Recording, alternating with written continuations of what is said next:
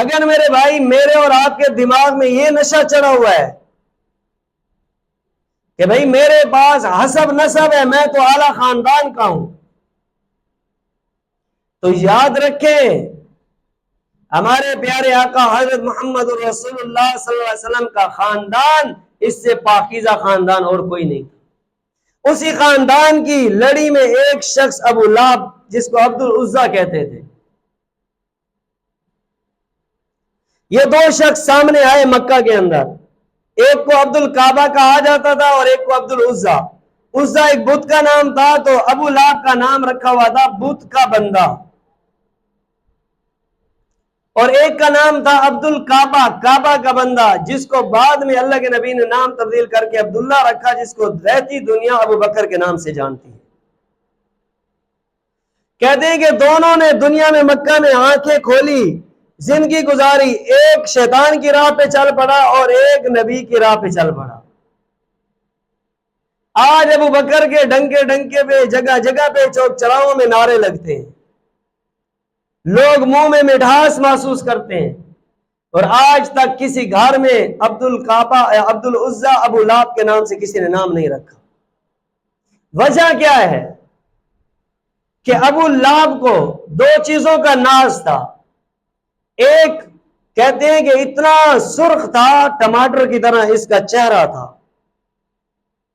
چمکتا تھا، لوگوں کی آنکھیں مائل ہوتی تھی دیکھتے ہوئے۔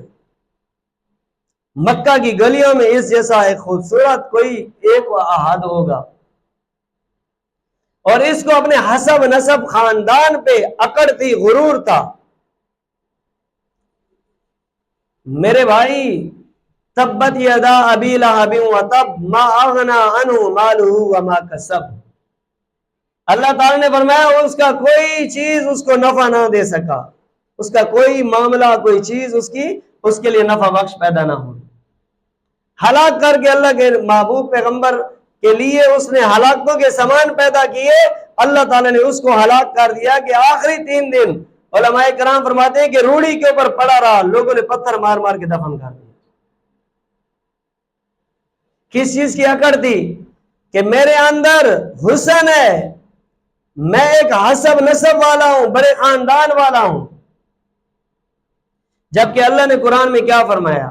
هل اتى على الانسان حين من الدهر لم يكن شيئا مذکورا، اے انسان ذرا بیٹھ کے سوچ، ایک وقت تھا کہ تو دنیا میں تیرا نام بھی کوئی نہیں جانتا۔ میں ایک مثال دوں، جیسے ہمارے ہاں کئی نوجوان بیٹھے جن کی شادی نہیں ہوئی، اب ان کو نہیں پتا ہماری شادی کب ہونی ہے، کس کے ساتھ ہونی ہے، اور پھر ان کو نہیں پتا ہماری کتنی اولاد ہونی ہے، کیا نام ہونے ہیں ان کے۔ اللہ قرآن میں یہ کہہ رہا ہے لم یکن شیئا مذکورا، دنیا میں ایک وقت تھا تیرا نام بھی نہیں تھا۔ آج تو دنیا میں اکڑ دکھا رہا ہے، تو کہہ رہے ہیں میں بہت بڑی چیز ہوں، مجھ سے بڑا کوئی نہیں ہے۔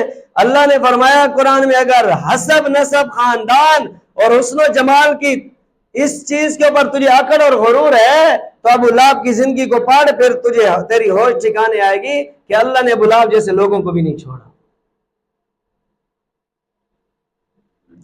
میرے بھائی یہ کہنا آسان ہے دنیا کی زندگی کے اندر کہ میں یوں کر لوں گا، میں یہ کر لوں گا، میں یہ بنا لوں گا، میں وہ بنا لوں گا، لیکن انسان کی زندگی کے اوپر موت کی ایک مہر لگی ہوئی ہے۔